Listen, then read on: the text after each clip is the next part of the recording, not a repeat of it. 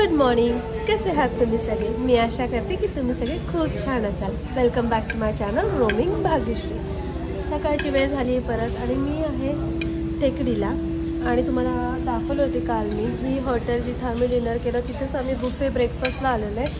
तर खूप सारं खाल्लं आहे, खूप हे इथे सगळे खात आहेत. किती खाल्लं आहे बघा बघा बघा. तर असं खूप खाल्लं आहे. मागे सगळे बुफे लागलेले आहे. तो ब्रेकफास्ट तर सगळं होता, म्हणजे English, south Indian, north Indian सगळ्या डिशेस होता. तर जसं हवं तसं आहे आणि टेस्ट पण छान होती. तर मी आता माझा ब्रेकफास्ट लवकर फिनिश करते आणि परत तुम्हाला पुढे भेटते जेव्हा सामान वगैरे काढू कॅब आली की आपण पुढच्या प्रवासाला निघणार आहे. तर असा आमचा पेपर वाईनमधला स्टे होता. फूड खूप छान होतं, सर्व्हिस छान होती, हॉटेलचं ॲम्बियन्स आणि सगळं खूप छान आहे. आणि इथून आम्ही बॅग्स ठेवलेल्या आहेत आणि मग आम्ही जाणार आहोत पुढच्या प्रवासाला.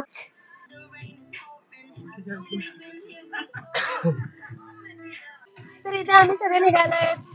मागे अतुल, विकी आणि वर्षा आणि इथं रायमंड पण आहे सोबत.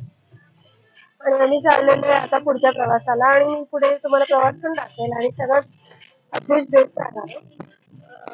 सकाळचे आता मग सकाळचे 10:15 झाले. इथून पुढे परत वडाळ्याचाच रस्ता, तर 1 तासाचा प्रवास आहे आणि पुढे आम्ही पोहोचणार आहे ते वॅगनमधला. आणि तिथे गेल्यावर मी तुम्हाला सगळं दाखवते वॅगनमधला आपण काय काय करणार आहोत. Stay connected.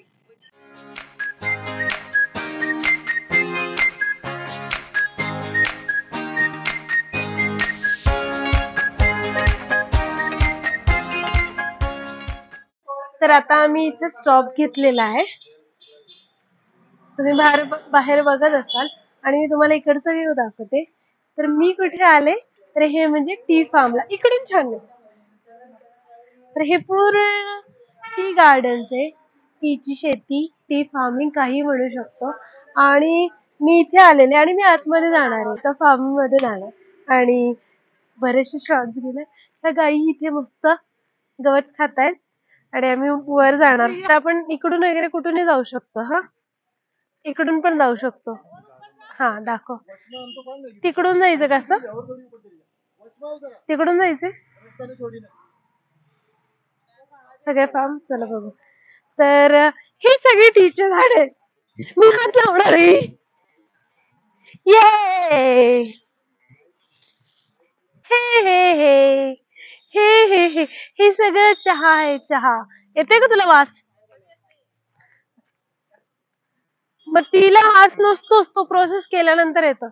तुझा मोबाईल चिपक चिपक के चलती है कभी कभी तो राहे इसमें कम तेरा मेरा तेरा मेरा तेरा मेरा तेरा मेरा किस्सा अतरंगी. तुम्ही माझ्या मागच्या व्हिडिओ मध्ये बघितलं असणार आहे. मी जेव्हा टी फॅक्टरीला व्हिजिट दिली त्यावेळी पण मी सांगितलं होतं की टीचे 3 टाइप्स असतात, व्हाईट, ग्रीन आणि ब्राऊन, म्हणजेच ब्लॅक टी, जी आपण रेग्युलर मिल्क टाकून पितो ती. तर व्हाईट टी जी असतात ना ती अगदी कवळी पानं, जी बर्ड्स असतात ना वरची, अगदी आता इथे नाही आहेत, हे सगळे तोडले गेलेत, पण ह्याच्या वरची जी बर्ड्स असतात ना ती व्हाईट टी और सिल्वर टी म्हणून ओळखली जाते. ती खूप एक्सपेन्सिव्ह असते आणि सगळीकडे मिळत पण नाही, तर त्याचं प्रोडक्शन खूप कमी असतं. आणि त्याच्या खालची जी पानं असतात, जसं की सेकंड लीव्ज वगैरे, ही जी पानं दिसत आहेत ना, तर ही ग्रीन टीची पानं आहे, ज्याला फक्त रोल्ड केलं जातं, स्टीम केलं जातं आणि रोल केलं जातं, तेव्हा ती ग्रीन टी बनते ड्राय होऊन. आणि ही सगळी पानं जी डार्क ग्रीन दिसत आहेत ना, तर ही ब्राऊन और ब्लॅक टीची असतात, जी आपण रेग्युलर मिल्क टाकून पितो. तर green tea, white tea milk टाकून नाही पित, आणि पण ब्राऊन टी आपण मिल्क टाकून पिऊ शकतो. तर ही जी पानं आहेत ही सगळी, म्हणजे आता ते प्लकिंग वगैरे करतात ना तेव्हा वरची वरची काढून घेतात आणि जी उरलेली असते ना ती कटिंग करून काढतात, त्याला बास्केट जॉईंट असते. तर ही ब्राऊन किंवा ब्लॅक टी साठी असते. तर ही सगळी पानं आता जी उरलेली ती आपली ब्लॅक टी साठीच आहे. तर असं हे टी फार्मिंग आहे. त्याच्यामधून म्हणजे सेम प्लांट मधून 3 प्रोडक्ट्स मिळतात, व्हाईट, ग्रीन आणि ब्लॅक टी. आणि ही पूर्ण फार्म जे आहे ना, हे पूर्ण माझ्या मागचं लांब लांब पर्यंत जिथपर्यंत नजर जाते ते सगळं टी गार्डन आहे. अगदी लांब पर्यंत मला माझ्या आईला दिसतायत, कॅमेरा मे बी कॅप्चर नाही करणार, लांब पर्यंत डोंगरावर सगळं टीची शेती आहे. इवन तुम्ही फ्रंटला पण बघत असाल ना, टीची शेती. आणि ही खजूरची झाडं आहेत जी मध्ये दिसत आहेत ती. तर इथलं जे मेन प्रॉडक्ट आहे ना केरलाचं, टी, कोकोनट, स्पायसेस, बनानास हे, आणि स्पायसेस पण इथं खूप जास्त आहेत, म्हणजे स्पायसेसचे पण गार्डन आहेत इथं. तर स्पायसेस आणि टीचं मेन प्रॉडक्ट आहे त्यांचं, आणि तोच मेन बिझनेस पण आहे इथला लोकांचा. फार्मिंगच मेन बिझनेस आहे, जसं की टी फार्मिंग अँड स्पायसेसचं, आणि हे सगळं बाहेर एक्सपोर्ट होतं. आणि बेस्ट क्वालिटीचे प्रोडक्ट मिळतात इथे सगळं, टी आणि स्पायसेस. कोकोनट कोकोनट आणि बनाना पण इथं खूप प्रमाणात मिळतं, म्हणजे यांचं प्रत्येक ह्याच्यात, इव्हन चिकनच्या भाजीत पण बनाना टाकतात, हे मला कळालं जेव्हा मी लोकल, इव्हन आमचे ड्रायव्हर पण सांगत, त्यांचं जे लोकल फूड आहे ना, मी विचारलं काय ना, तर त्यांच्या प्रत्येक गोष्टीमध्ये बनाना ऍड असतो, म्हणजे ऍड करतात, आणि बनाना लिव्हज मध्ये जेवण वगैरे करतात. तर ही खासियत आहे केरलाची. तर आणि निसर्गरम्य वातावरण, म्हणजे जिथे बघाल ना, म्हणजे मला असं झालं ना, किती शूट करावं, किती कॅमेरामध्ये कॅप्चर करावं, कारण सगळीकडे बघितलं ना, टी फार्मिंग, नारळाची झाडं, आणि सगळे असं असं वाटत होतं इथे कॅप्चर, अरे पण सगळं सेम वाटतं बघायला, आपल्याला खूप एक्साइटमेंट असते, आणि एक्साइट होतो आपण की अरे किती छान. पण इथे जिथे, म्हणजे जेवढा आम्ही आतापर्यंत 4 दिवस प्रवास केला ना, सगळीकडे हेच मला सिनिक व्ह्यू दिसलं, अगदी मस्त, मनमोहक, आणि मन प्रसन्न झालं. ग्रीनरीच ग्रीनरी. आणि जसं मी सांगितलं, अनएक्सपेक्टेड हे वेदर.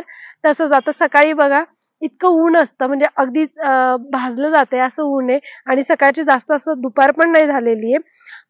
मला वाटतं 11:37, तर 11:30 झालेलं आहे, पण वर किती सूर्य आलेला आहे डोक्यावर, आणि खूप जास्त ऊन आहे. हो ना ग वर्षा? खूप जास्त ऊन आहे, आणि हेच जसं 5 नंतर 6 नंतर जातो ना, तर टेम्परेचर सडन ड्रॉप होतं. त्यामुळे एक म्हणजे वेगळा फील आहे इथे, आणि ते नेचरमुळेच, कारण खूप जास्त झाडं आहेत, खूप जास्त, आणि हिल स्टेशन आहे हे. तर सिटीमध्ये वेगळं वेदर वेगळं वेदर असतं, आणि हिल स्टेशनवर वेगळं. तर असं हे मनमोहक निसर्गरम्य वातावरण, ज्याच्यात मी पूर्णपणे अगदी मी हरवून गेलेले, असं हे वातावरण आहे. मस्त. मला तर खूप आवडलं. चिपक चिपक के चलती, आता मी काही रील्स शूट करते माझे. चिपक चिपक के चल, आणि अशा प्रकारे खूप सारे व्हिडिओ आणि पिक्चर्स घेऊन लिटरली अतुलला वैताग आला आता. तर आता आम्ही माघारी चाललेलो आहे.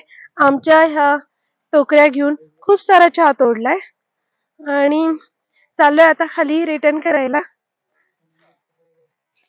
तर असं केलं होतं मी, इथे स्कार्फ बांधून असं लावायचं. तर तसं तसंच लावून घे, इझी पडेल चालायला. तर ह्या टोकऱ्या इथं ठेवल्या.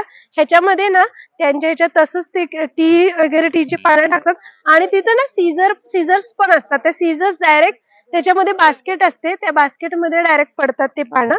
आणि हे जे वरचे ग्रीन टी आणि व्हाईट टी साठी प्लकिंग करायचं असतं ना, ते प्लकिंग त्या बास्केटमध्ये करतात. व्यवस्थित उतर हा, पाय घसरतोय.